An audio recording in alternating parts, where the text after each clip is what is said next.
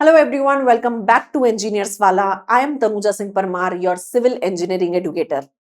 आज आपसे बात आरआरबी जेई सीबीटी 2 की करने आई हूं. अगर आप ये वीडियो देख रहे हैं इसका मतलब आपने सीबीटी 1 क्वालिफाई कर लिया है. तो सबसे पहले I want to congratulate every aspirant who has qualified CBT 1, क्योंकि एक बहुत बड़ी बात है कि आपने जो पहला पड़ाव था वो पार कर लिया है. सीबीटी 1 एक क्वालिफाइंग एग्जाम होता है. जब तक आप सीबीटी 1 क्वालिफाई नहीं करेंगे आप सीबीटी 2 के लिए एलिजिबल नहीं होते हैं.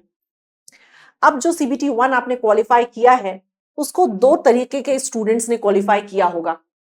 अगर हम एक बार देखें सीबीटी 1 का जो सिलेबस था तो नजर घुमाने पे समझ में आ रहा है कि सीबीटी 1 एक प्योरली नॉन टेक्निकल एग्जाम था. जी हाँ, mathematics 30 questions for 30 marks, reasoning 25 question 25 marks के, जनरल अवेयरनेस 15 क्वेश्चन 15 मार्क्स के, जनरल साइंस 30 क्वेश्चंस 30 मार्क्स के. ओवरऑल आपको 100 क्वेश्चंस मिलते हैं 100 मार्क्स के, जो आपको 90 मिनट्स में करने होते हैं. सफिशिएंट टाइम है, वन लाइनर्स होते हैं, कैलकुलेशन कम करना होता है. अगर चीजें यहां हैं तो बिल्कुल आपके स्क्रीन पे आ जाएंगी, बिल्कुल आपके पेपर में डिस्प्ले हो जाएंगी, कोई दिक्कत की बात नहीं होती है. प्योरली नॉन टेक्निकल एग्जाम है तो इसमें डिसएडवांटेज और एडवांटेज दोनों होगा. एडवांटेज उन एस्पायरेंट्स को होता है जो प्योरली नॉन टेक्निकल प्रिपरेशन करते आए हैं काफी समय से. वो अपने स्टेट पीएससी यूपीएससी के लिए प्रिपेयर कर रहे हैं. एक एग्जाम सामने दिख जाता है जिसका पहला पेपर प्योरली नॉन टेक्निकल होता है. हाँ, उनके पास इंजीनियरिंग डिग्री है बट क्योंकि उनका बेस नॉन टेक्निकल है उनको लगता है कि यहाँ पे भी हाथ आजमा लिया जाए. बिल्कुल एग्जाम में अपीयर करेंगे और आराम से क्वालिफाई कर लेते हैं सीबीटी 1. बट पैनिक सिचुएशन तो अब आएगी जब आप देखेंगे सिलेबस सीबीटी 2 का, क्योंकि सीबीटी 2 एक बहुत बड़ा गेम चेंजर साथ में लेके आती है. और लाएगी भी क्यों नहीं.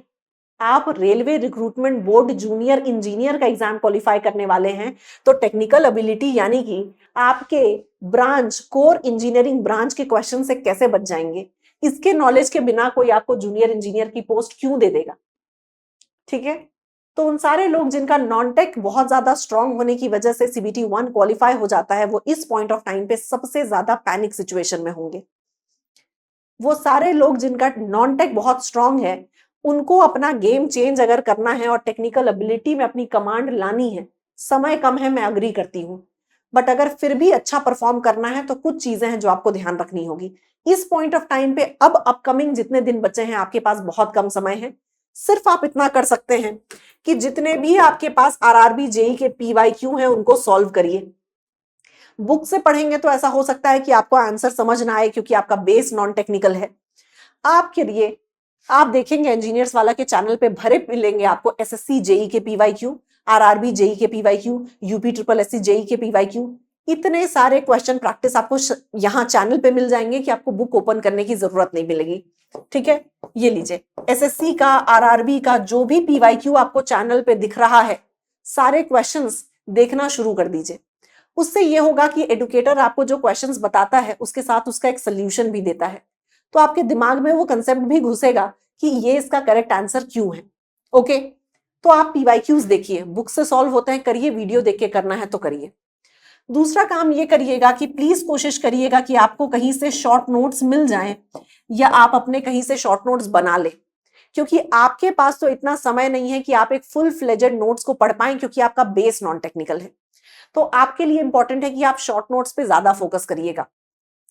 लास्ट में जो सबसे इंपॉर्टेंट होगा वो होगा आपके लिए मॉक देना, क्योंकि मॉक से आपको पता चलेगा कि level of exam and level of question क्या होने वाला है. थोड़ा आइडिया पीवाईक्यू से भी मिलेगा बट आप कितने रेडी हैं ये तो मॉक से पता चलेगा. ये सारा काम आपको स्पेसिफिकली किसके लिए करना है, हाई वेटेज सब्जेक्ट्स के लिए करना है, हाई वेटेज वाले सब्जेक्ट्स के लिए करना है. पिछले कुछ समय से बहुत ही फ्रीक्वेंटली आरआरबी का जो पूरा का पूरा एग्जाम है स्केड्यूल्ड तरीके से हो रहा है, तो आपके लिए एनालिसिस कर पाना इजी होगा.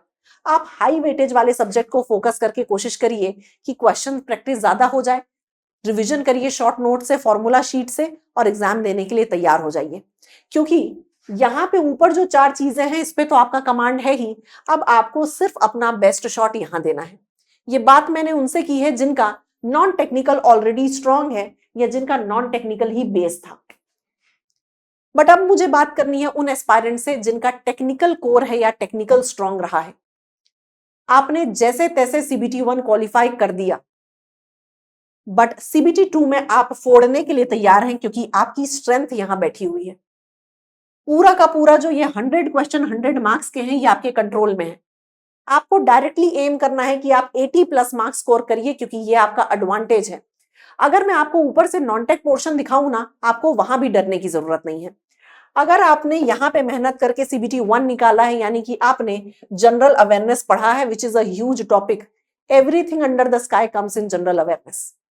जो भी आसमान के नीचे है वो जनरल अवेयरनेस का पार्ट है। तो आपने एक बार जनरल अवेयरनेस पढ़ा है, तभी तो आप सीबीटी 1 क्वालिफाई किए हैं, यानी आप एक लेवल ऊपर चल रहे हैं ऑलरेडी। तो मैं यहां टिक लगाती हूं। आपने सीबीटी 1 क्वालिफाई करने के लिए जनरल साइंस पढ़ा है, 30 मार्क्स के क्वेश्चंस अटेम्प्ट किए हैं यहां। फिजिक्स केमिस्ट्री बायो 9 10th पूरा पढ़ा था आपने। अब तो आपसे सिर्फ फिजिक्स एंड केमिस्ट्री पूछ रहा है 15 मार्क्स का।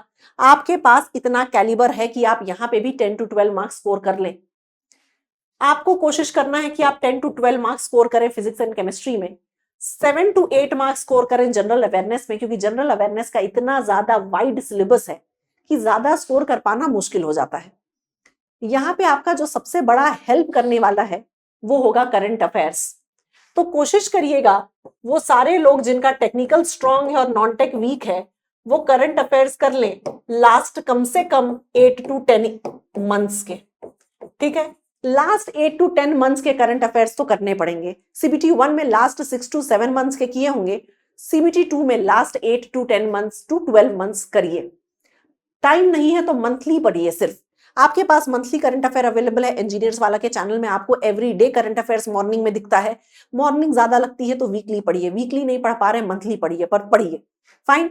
करंट अफेयर से अगर 4 से 5 क्वेश्चन आ गए तो 5 नंबर तो आपके सीधे सीधे आ जाने हैं, ज्यादा पैनिक किए बिना। फिजिक्स एंड केमिस्ट्री मुझे ऐसा लगता है बीइंग एन इंजीनियर थोड़ा आइडिया आपको ऑलरेडी था, और सीबीटी 1 क्वालिफाई करने के लिए आपने अच्छे से जनरल साइंस पढ़ा था, तभी तो 30 क्वेश्चन अटेम्प्ट किए। तो यहां पे भी आपका बेस स्ट्रांग है।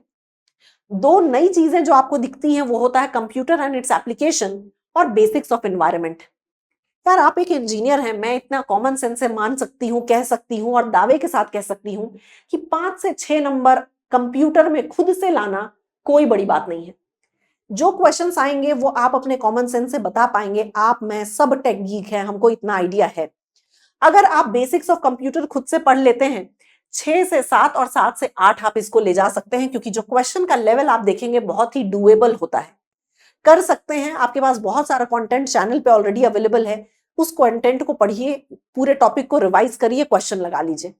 बहुत सारी बुक्स मिल जाएंगी जिसमें आपको कंप्यूटर से रिलेटेड क्वेश्चन मिलेंगे। बहुत सारे क्वेश्चंस आपको चैनल पे इंजीनियर्स वाला के मिल जाएंगे, डायरेक्ट क्वेश्चंस। लास्ट बचा बेसिक्स ऑफ एनवायरनमेंट। ये आपके लिए और ज्यादा स्कोरिंग होने वाला है, क्योंकि बहुत ही डिफाइंड सिलेबस इसका आपको गिवन है। डिटेल्ड सिलेबस मैं उम्मीद करती हूं कि आपके पास होगा। आपने सीबीटी 1 क्वालिफाई किया है यार, आपके पास सीबीटी 2 का एक डिटेल्ड सिलेबस तो होगा ही होगा। तो इस डिटेल्ड सिलेबस में जब आप देखेंगे इन्वायरमेंट का पूरा का इन्वायरमेंट एंड पोल्यूशन कंट्रोल का पूरा सिलेबस डिफाइंड सिलेबस है, सिर्फ उतना ही पढ़ना है। रैंडमली अगर वो सारे टॉपिक्स आप गूगल में भी टाइप कर दोगे ना, तो आपको एक डेटा मिल जाएगा पढ़ने के लिए। मुझे लगता है कि अगर आपने टारगेट लिया नेक्स्ट 20 डेज का, आप नेक्स्ट 20 डेज में computer and its application and basics of environment को 2 से 3 आवर्स में पढ़ के क्वेश्चन निपटा सकते हो। नेक्स्ट 20 डेज में ये पूरे 20 मार्क्स आपके कंट्रोल में आ जाएंगे। 7 to 8 मार्क्स का टारगेट आपको करना ही करना है, अगर आपको सिक्योरिटी चाहिए तो। क्योंकि आप आरआरबी जेई की बात कर रहे हैं, जोन टू जोन आपका कट ऑफ चेंज होगा, तो आपको प्रिपेयर्ड रहना है for the worst case possible. Technical ability तो एक सही टेक्निकल बंदे के ऑलरेडी स्ट्रांग होगा। आपने इतने दिनों से एसएससी जेई, आरआरबी जेई और स्टेट एई जेई की प्रिपरेशन की है, तो यही तो पढ़ा है। सॉइल मैकेनिक्स से एस्टिमेशन एंड कॉस्टिंग ही तो पढ़ा है। तो आपके लिए ये बिल्कुल आपका गेम चेंजर होना चाहिए, आपका एडवांटेज होना चाहिए, ताकि नॉन टेक्निकल बैकग्राउंड वाले स्टूडेंट्स को आप बीट कर सको। करेक्ट। नॉन टेक्निकल बैकग्राउंड वालों के लिए यहां से मार्क्स स्कोर करना 50 मार्क्स ज्यादा इजी टास्क होगा। बट खुद को कमजोर समझने की जरूरत नहीं है, क्योंकि आप सबका कोई ना कोई एडवांटेज और कोई डिसएडवांटेज है। अगर आपका टेक्निकल स्ट्रांग है तो अब सिर्फ टाइम है आपके पास रिविजन करने का। रिविजन के लिए आपके पास शॉर्ट नोट्स होंगे, फॉर्मूला शीट्स होंगी, पढ़िए।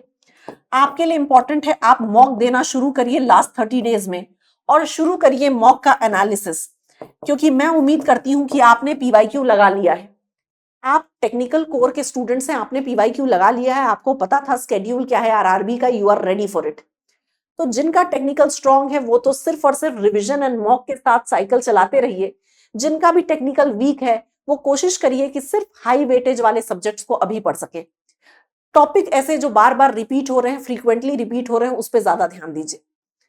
टेक्निकल जिनका स्ट्रांग है पर नॉन टेक वीक है, उनको क्लियरली दिख रहा होगा कि ये दोनों आपको पैनिक नहीं करवाते होंगे, ये दो नए सब्जेक्ट्स आपको थोड़ा सा परेशान कर रहे होंगे। बट नेक्स्ट 20 डेज में अगर 2 आवर्स भी आप इन्वेस्ट करते हैं, पूरा थ्योरी लेक्चर आपको ऐप में मिल जाएगा, आपको यूट्यूब में मिल जाएगा बहुत इजीली। आप आराम से देख के पीवाईक्यू सॉल्व कर सकते हैं। कोई स्टैंडर्ड बुक अगर आपने उठा ली इन्वायरमेंट एंड पोल्यूशन कंट्रोल की, आप आराम से पीवाईक्यू सॉल्व कर लेंगे। पीवाईक्यूज देख के आप अपना पैनिक बटन को दबाना, क्योंकि आप पहले से ही एक नया सब्जेक्ट देख के डर रहे होंगे, बट ये दोनों एक्चुअल में नए सब्जेक्ट्स नहीं हैं। Everything about computer and environment is already taught to you. ये सब आपने पहले पढ़ रखा है अपने स्कूल और कॉलेज लाइफ में। ऐसा कुछ नहीं है जो बिल्कुल आउट ऑफ द बॉक्स है। आउट ऑफ द बॉक्स कुछ है तो वो टेक्निकल एबिलिटी है। यहाँ पे जो आप पढ़ते हैं वो सिर्फ और सिर्फ आप अपने प्रिपरेशन के दौरान पढ़ते हैं, क्योंकि कॉलेज में ब्रिटिश और इतने डिटेल में आपने बात की नहीं होगी। तो आपको फोकस रखना है कि आप अपने टेक्निकल एबिलिटी में मैक्सिमम मार्क्स स्कोर कर सकें। बट अगर ऐसा लगता है कि इन केस यहाँ पे कोई भी पैनिक सिचुएशन क्रिएट होती है, ऐसे कुछ क्वेश्चंस दिखते हैं जो आपसे नहीं बन रहे हैं, आपको कोशिश करना है कि आप अपना टेम्परामेंट सही रखें। एक सबसे सीरियस और मैं कहूं कि एक सबसे सक्सेसफुल एस्पायरेंट की यही जर्नी होती है कि वो अपने आप को बहुत कूल डाउन और टेम्परामेंट अपना बहुत बढ़िया रखता है। आपको अगर ऐसा लगता है कि आपने पढ़ाई की और आपसे क्वेश्चन नहीं बन रहा, I can write it and give it to you, कि अगर आपसे नहीं बन रहा तो औरों से भी नहीं बनेगा। तो पैनिक होने की जगह जो चीजें बन रही हैं उसको एक्यूरेटली बनाने की कोशिश करना है, क्योंकि अगर शुरू के 4 क्वेश्चंस नहीं बने, आगे के बनते हुए 6 क्वेश्चंस आपसे गलत हो जाएंगे और फिर वहां से एग्जाम हाथ से निकल जाएगा। तो सिर्फ मेरा समरी या मेरा कंटेक्स्ट यही है कि जिनका भी टेक्निकल स्ट्रांग है वो कोशिश करें कि 100 में इतना स्कोर कर लें कि बाकी चीजों का इफेक्ट कम पड़े। बट ये दोनों ऑलरेडी आपके कंट्रोल में है, तो आपको देखिए बहुत ज्यादा डरने की जरूरत है ही नहीं। वो लोग जिनका नॉन टेक पूरा स्ट्रांग है वो बिल्कुल नहीं डर रहे, बट टेक्निकल में पैनिक कर रहे हैं, उनको सिर्फ अभी high weightage subjects and topics पे ध्यान देना है। बिकॉज यू नेवर नो, ये जो 100 मार्क्स हैं उसमें से अगर ऊपर के 50 में आपने सही स्कोर कर लिया है, तो जो 100 मार्क्स हैं उसमें अगर आपने हाई वेटेज पढ़ के पीवाईक्यूज लगा के अगर एक ठीक ठाक मार्जिन टच कर दिया, you can easily qualify the exam. और आप तो पैनिक करेंगे भी नहीं, क्योंकि टेक्निकल में कौन सा बहुत टफ क्वेश्चन है, बहुत सा इजी क्वेश्चन है, वो आपको समझ नहीं आएगा। आपने तो प्रीवियस ईयर क्वेश्चन का प्रैक्टिस किया है।